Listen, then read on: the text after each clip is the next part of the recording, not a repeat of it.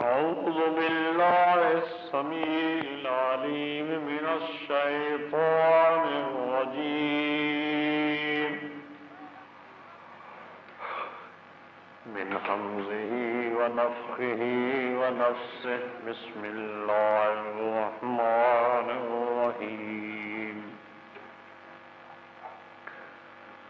واتل عليهم نبأ الذي آتيناه آياتنا فانسلخ منها فأتبعه الشيطان فكان من الغاوين ولو شئنا لرفعناه بها ولكنه أخلد إلى الأرض واتبع هواه فمثله كمثل الكلب إن تحمل عليه يلهث أو تتركه يلهث ذلك مثل القوم الذين كذبوا بآياتنا فاقصص القصص لعلهم يتفكرون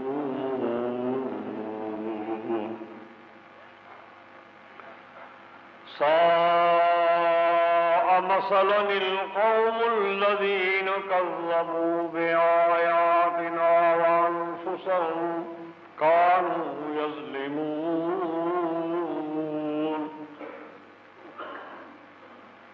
ومن يهد الله فهو المهتدي ومن يضلل فأولئك هم الخاسرون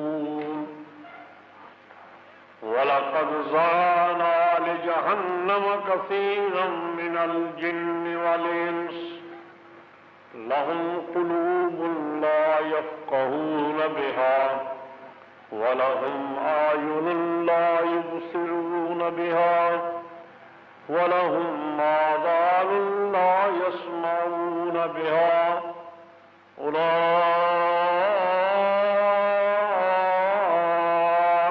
كالأنعام بل هم أضل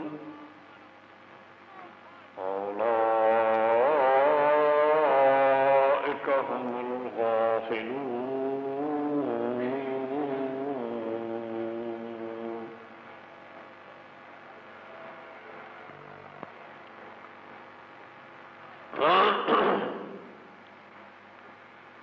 سامعین حضرات،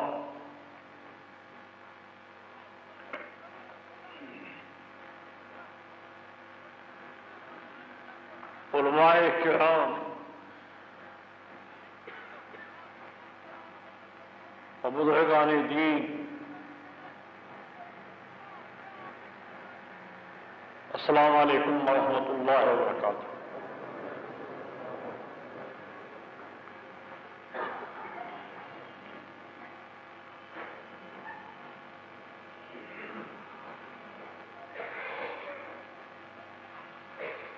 آج کے اجلاس میں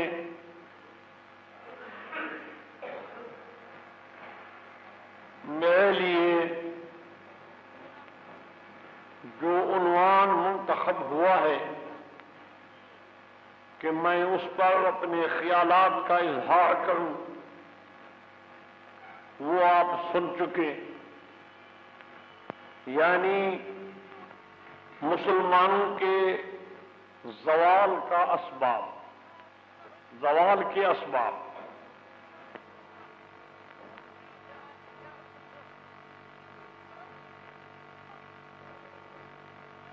اس مسئلے کو رسول اللہ صلی اللہ علیہ وسلم نے دو لفظوں میں سمجھا دیا ہے۔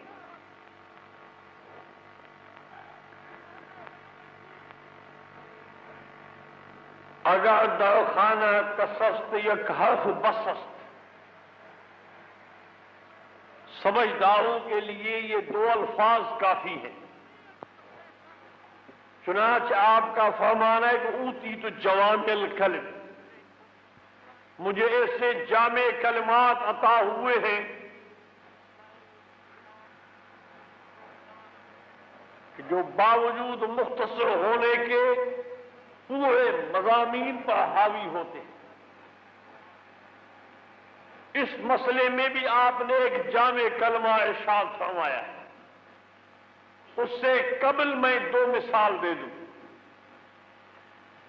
ایک صحابی نے رسول اللہ صلی اللہ علیہ وسلم سے عرض کیا کہ قل لی فی الاسلام قولا لا اسأل عن احد بعدک.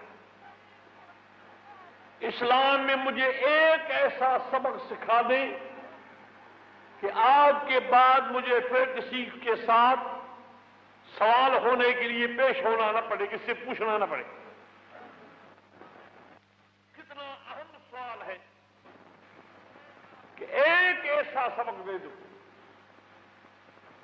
اسلام میں تو بہت سے مسائل ہیں، ان کا انسان کی زندگی کے بہت سے پہلو ہیں. ہر ایک پہلو پر اسلام نے اپنے اپنے قوانین رکھے ہیں، اپنے حدود و ضابط رکھے ہیں. اب ایک ایسا کلمہ مجھے سمجھا دیں، ایک مجھے سبق ایسا دے دیں کہ آج بعد پھر کسی سے میں سوال نہ کروں. قربان جائیے اس پاک زبان پر دو لفظوں میں اس سوال کا جواب دے دیا. جواب ایسا دیا جو قیامت تک کتاب لکھتے جاؤ اس کے شرح ہوتے جائیں گے. فرمایا قل آمنت باللہ ثم استقم.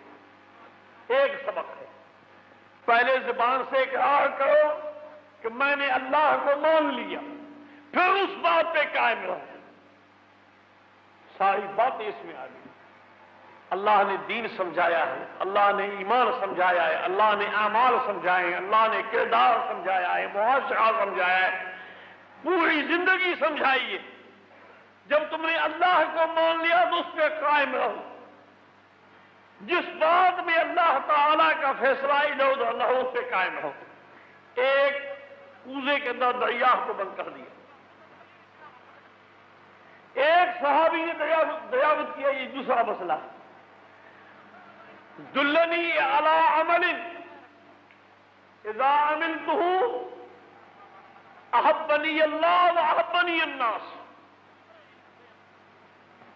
مجھے ایک ایسا عمل سکھا دو جس عمل کرنے سے اللہ کا بھی محبوب بن جاؤں تو لوگوں کا بھی محبوب بن جاؤں.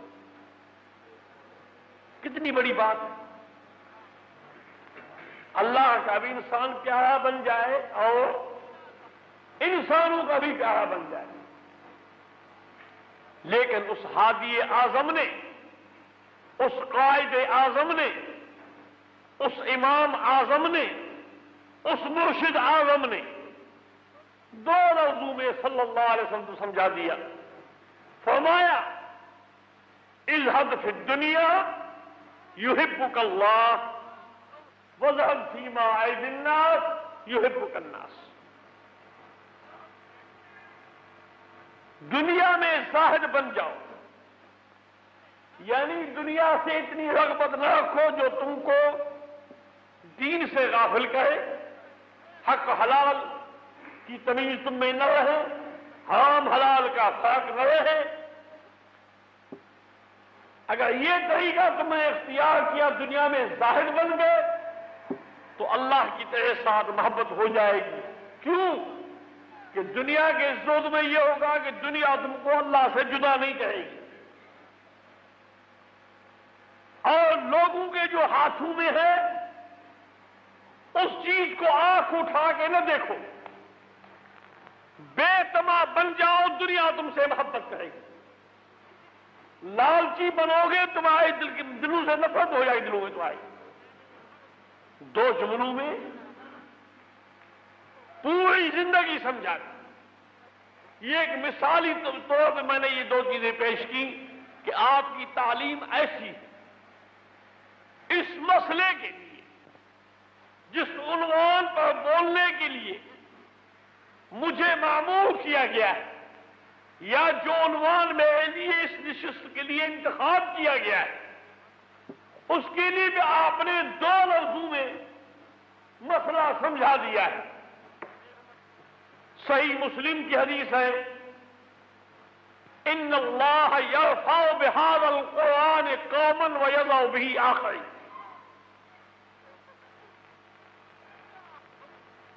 اللہ تعالیٰ اس قرآن سے ایک اس قوم کو اعلیٰ شان پہ پہنچا دیتا ہے، اعلیٰ مقام پہ پہنچا دیتا ہے، اور ایک کو زمین پہ گرا دیتا ہے، اس کو ذلیل کر دیتا ہے، تباہ کر دیتا ہے۔ اسی قرآن سے ایک قوم عروج پہ آ جاتی ہے، اسی قرآن سے ایک قوم تنزل اور زوال پہ آ جاتی ہے۔ کتنا بہترین جواب ہے، مختصر ہونے کے اندر اپنے اندر کتنی جامعیت رکھتا ہے کہ قرآن کریم سے مسلمانوں کا عروج ہوا، جو اس کے موافق عمل کرنے لگے، زندگی اس کے موافق بنائی تو ان کو عروج حاصل ہوا۔ جب انہوں نے قرآن پر عمل کرنا چھوڑ دیا، قرآن کی موافقت چھوڑ دی، تو ان کو زوال ہونا شروع ہوا اور ذلت اور خسارہ رفتہ رفتہ تباہی کے کنارے پہ آ گئے۔ تو مختصر تو اس کا جواب یہی ہے، اس سوال کا کہ مسلمانوں کے زوال کے اسباب کیا ہیں، ان اسباب کا مجموعہ یہ ہے کہ قرآن کی تعلیم سے ہم ہٹ گئے۔ مسلمانوں کو عزت قرآن سے ہوئی تھی، کیا تھا ان لوگوں کے پاس؟ ایک ایسا عرب کا علاقہ، ریگستان کا علاقہ، جہاں کوئی ایسی چیز نہیں تھی جس پر وہ فخر کریں، کئی نعمتوں سے وہ محروم تھے۔ ایک عرب کا یتیم شخص، ایک یتیم انسان، کوئی اس کے ساتھ دینے والا نہیں ہے، وہ دنیا کو بتلاتا ہے کہ میں اللہ کے کلام کو لے آیا ہوں، اللہ کے قرآن کو لے آیا ہوں، اس قرآن کو مان لو، اس کتاب کی ابتدا کرو، اس کتاب کو اپنا امام اور قائد مان لو، اس کے کتاب کے مطابق اپنی زندگی بناؤ، تم عزت حاصل کرو گے، ترقی حاصل کرو گے، تمہیں عروج حاصل ہوگا۔ تم یہاں آٹے کے ایک پاؤ کے لیے محتاج ہو، لیکن کیسا اور کسا کے خزانے تمہارے قدم میں ہوں گی۔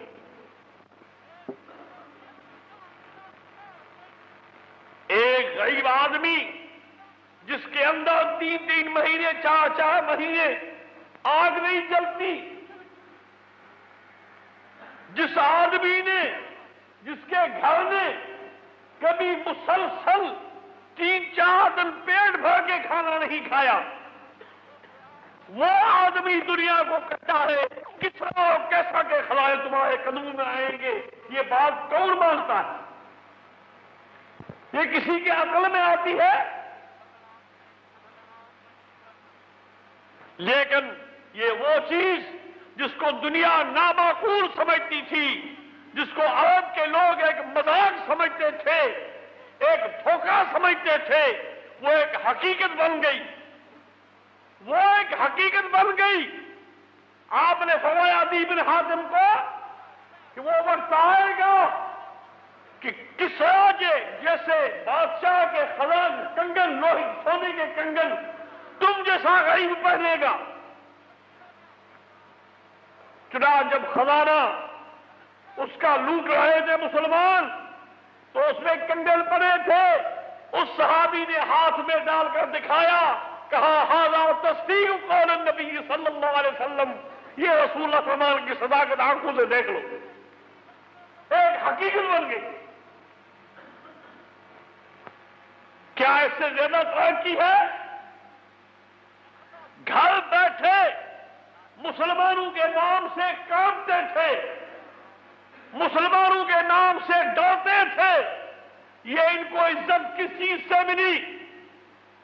دولت ان کے پاس پہلے ہی نہیں تھی، اگر دولت ہوتی تو بھی یہ عزت اور عفت ان کو نہیں ملتی، وہ صلح بھی نہیں کر سکتے تھے۔ لو انفقت ما فی الجمیع ما الفت بین قلوبہم، زمینوں کے پورے خزانوں کو لٹاتا، صرف کرتا، خرچ کرتا، لیکن ان بگڑے ہوئے کو کبھی نہیں ملا سکتا، ان دلوں کو نہیں ملا سکتا۔ وَلَٰكِنَّ اللَّهَ أَلَّفَ بَيْنَهُمْ، اللہ نے ان کو ملایا۔ وہ کیا چیز تھی؟ وہ کیا چیز تھی آپ کے پاس جو ان لوگوں نے ساری چیزوں کو چھوڑ دیا، سب عزتوں کو لات مار دی، دولت کو چھوڑ دیا، اپنی جان قربان کرنے کے تیار ہو گئے، اپنے خون کی قیمت ان کے پاس نہیں رہی، اپنے جان سے ان کو اسلام زیادہ محبوب ہوا، اپنے حق سے مسلمان کا حق ان کو زیادہ محبوب لگا، اپنے حق سے مسلمان کے حقوق کا زیادہ خیال کرتے تھے۔ یہ کیا بات تھی؟ یہ عفت و شان کو کیسے ملی؟ یہی وہ آپ کا فرمان ہے کہ ان اللہ یرفع بہذا القرآن اقواما، بعض قوموں کو اللہ تعالیٰ اس قرآن سے بلند شانی اور بلند رتبہ ادا کرتا ہے، فوقیت رتبہ ادا کرتا ہے، اور جو قرآن کے خلاف تھے، طاقت ان کے پاس تھی،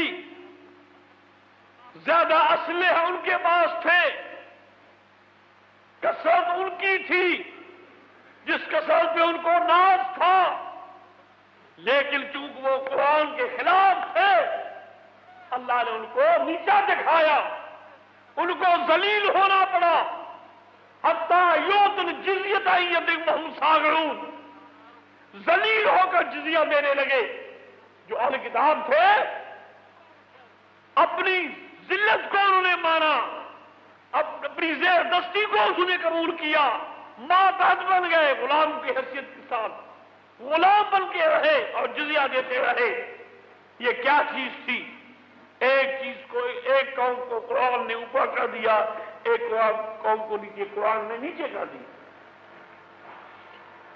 یہ تو ہے اجمال، یہ ہے اجمالی جواب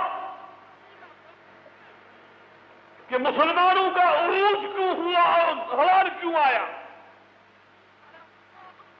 اب اس تفصیل میں آؤں۔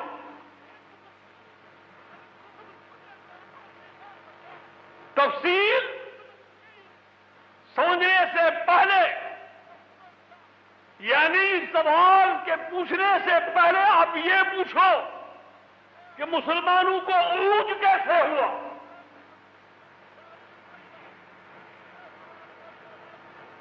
زوال تو اس وقت ہوتا ہے جب عروج کے بعد آئے، پہلے ان کا عروج تو ثابت کرو۔ عروج ان کو ہوا، ترقی ان کو ہوئی، فوقیت ان کو حاصل ہوئی، حکومت ان کو حاصل ہوئی، عزت و تمکن ان کو حاصل ہوا تو کیسے ہوا؟ کیوں کیا ہوا؟ جب یہ چیزیں ذہن میں آئیں گی، پھر اس کا دوسرا پہلو آپ دیکھیں کہ یہ عزت، یہ ترقی، یہ قوت، یہ حکمرانی اور یہ تمکین اور یہ عفت ان کے ہاتھوں کیوں گئی؟ یہ زوال کیوں آیا اس پر؟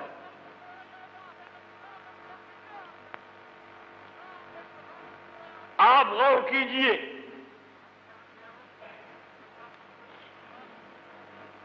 کہ اسلام سے پہلے لوگوں کا کیا حال تھا۔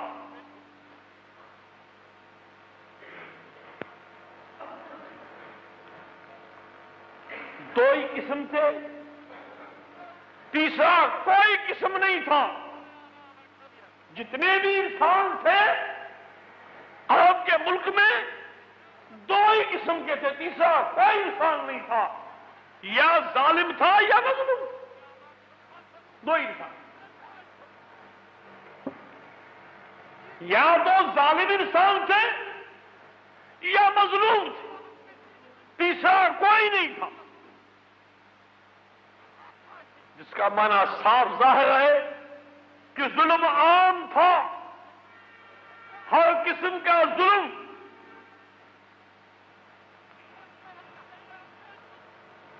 کے لیے یا وہ اپنے لیے جائز و روا سمجھتے تھے اور مظلوم کو کوئی اختیار نہیں تھا، کوئی قوت نہیں تھی کہ اپنے ساتھ ظلم کے خلاف کوئی آواز اٹھا سکے یا اپنی عزت بچانے کے لیے کوئی طاقت استعمال کر سکے یا کوئی بچاؤ یا ڈیفنس کی صورت اختیار کر سکے۔ مظلومین کی راہیں بند تھی،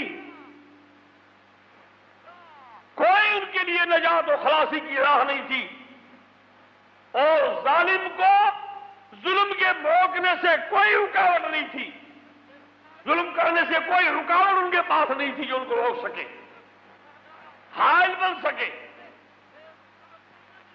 جو کہے وہ کر سکتا ہے۔ یہی وہ چیز تھی جنہوں نے عرب کے قوم کو ذلیل کیا اور ان کو تباہی میں لے آئے۔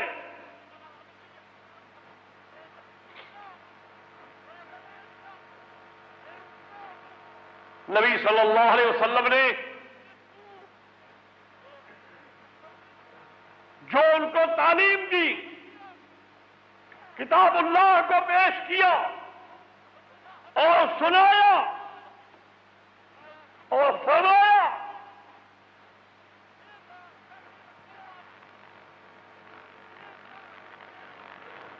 کہ یہ کتاب تمہارے لیے ایک بہترین راہ بتاتا ہے۔ ان ھذا القرآن یہدی للتی ہی اقوم، سیدھا راستہ تم کو اس قرآن سے ملے گا۔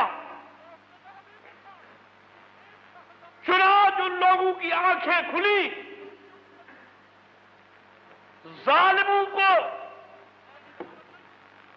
ان کی آنکھیں کھلی، اپنے ظلم کو معلوم کیا، اپنے گناہ کو محسوس کیا کہ ہم یہ اچھا نہیں کر رہے ہیں، اور ان کی ہمتیں پست ہونے لگی، مظلومین کی ہمت پیدا ہوئی، ان میں قوت آئی، ان کے اندر طاقت آئی کہ وہ سینہ سپر ہونے لگے لوگوں کے سامنے۔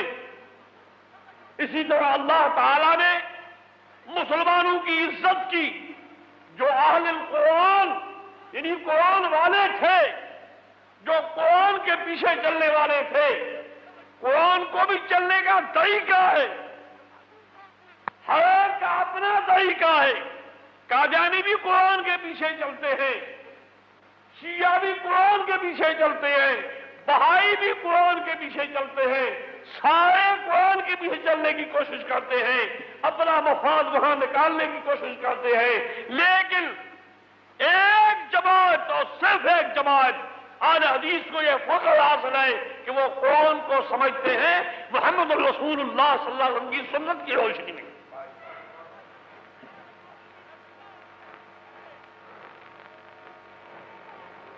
آپ کی سنت کو قرآن کی تفسیر، قرآن کی تعبیر، قرآن کی تشریح اور توضیح اور قرآن پر عمل کرنے کا طریقہ اسی کو سمجھتے تھے اور کسی کو نہیں۔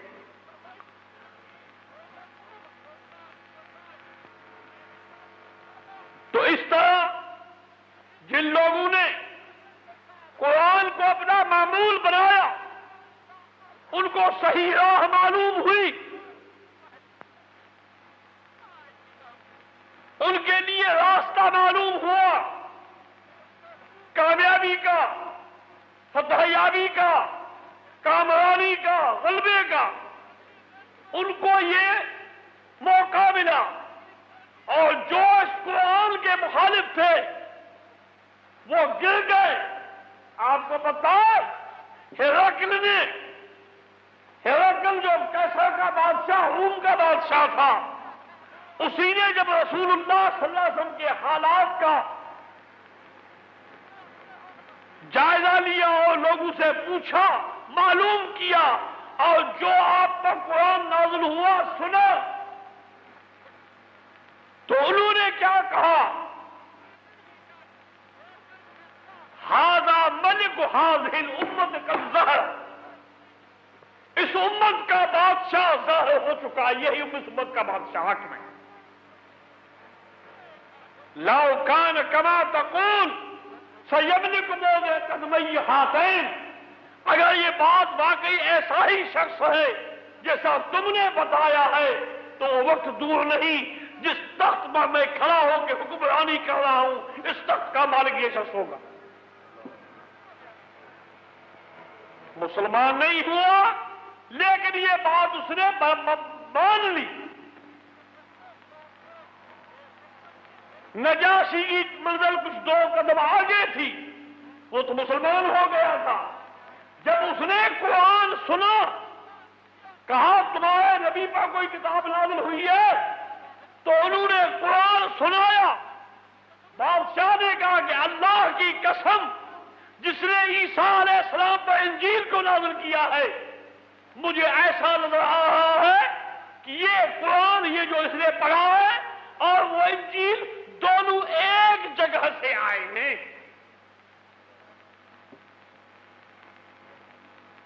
سمجھ آئی بات؟ یہ گواہی تھی۔ اور ان کو قبول کرنا پڑا، اور جن لوگوں نے اس کی مخالفت کی ایسے بھی لوگ تھے جو کیا کہنے لگے، ان ھذا الا سحر یوسر، ان ھذا الا قول البشر، یہ پرانا جادو چلا چاہتا ہے، یہ ایک انسان کا اپنا بنایا ہوا کلام ہے۔ ان ھذا الا افک افترا وآنوا علیہ قوم آخرون فقد جاؤوا ظلما وزورا، کہنے لگے کہ انہوں نے خود یہ پرانے گھڑے ہوئے قصے لکھ رکھے ہیں، صبح شام لوگ اس کے پاس پڑھتے ہیں اور کوئی اس کی حقیقت نہیں۔ لیکن اس کا دنیا نے دیکھ لیا کہ حکومت آخر کس کی ہوئی؟ قرآن والوں کی ہوئی، اور قرآن کے مخالفوں کو مغلوب ہونا پڑا اور اپنی عاجزی اور اپنی ذلت کو قبول کرنا پڑا۔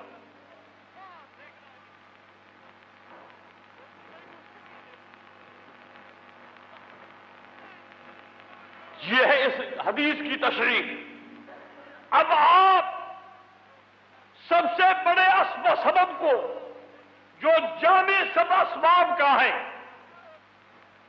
اس کو آپ سمجھ گئے کہ قرآن سے مسلمانوں کی ترقی ہوئی، قرآن سے مسلمانوں کو عروج ہوا، قرآن سے مسلمان حکمران بنے، غلامی سے آزاد ہوئے، اور قرآن کے چھوڑنے سے مسلمان ذلیل و غلام ہوئے۔ یہ تو آپ سمجھے بات۔ اب ان کے اسباب جو ان کے تحت ہیں ان کی مثال میں پیش کرتا ہوں۔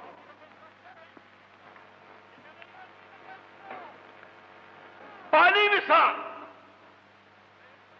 سب سے مسئلہ اسلام میں پہلا مسئلہ عقیدے کا، توحید کا مسئلہ ہے۔ قرآن نے توحید کی تعلیم دی، قرآن کی ایک ایک آیت سے توحید نکلتی ہے، میں دعویٰ کرتا ہوں۔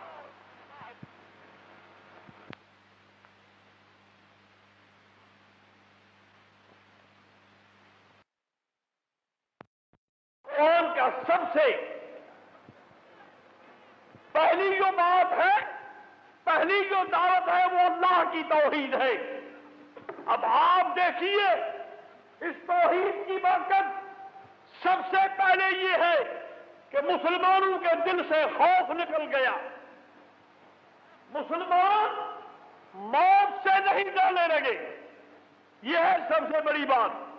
جو موت سے ڈرتا ہے وہ کچھ نہیں کر سکتا۔ مسلمان موت سے ڈرنے نہیں لگے، ان کے دل سے موت کا خوف نکل گیا۔ خبیب جوہنی رضی اللہ تعالیٰ عنہ جب اس کو وہ قتل کر رہے ہیں، سولی پہ چڑھا رہے ہیں، مار رہے ہیں، اس کا آخری وقت ہے، کہتے ہیں خبیب کوئی سوال ہے؟ تیرا آخری وقت مجھے سوال ایک ہے کہ مجھے مہلت دی جائے، میں 2 رکعت آخری پڑھ لوں۔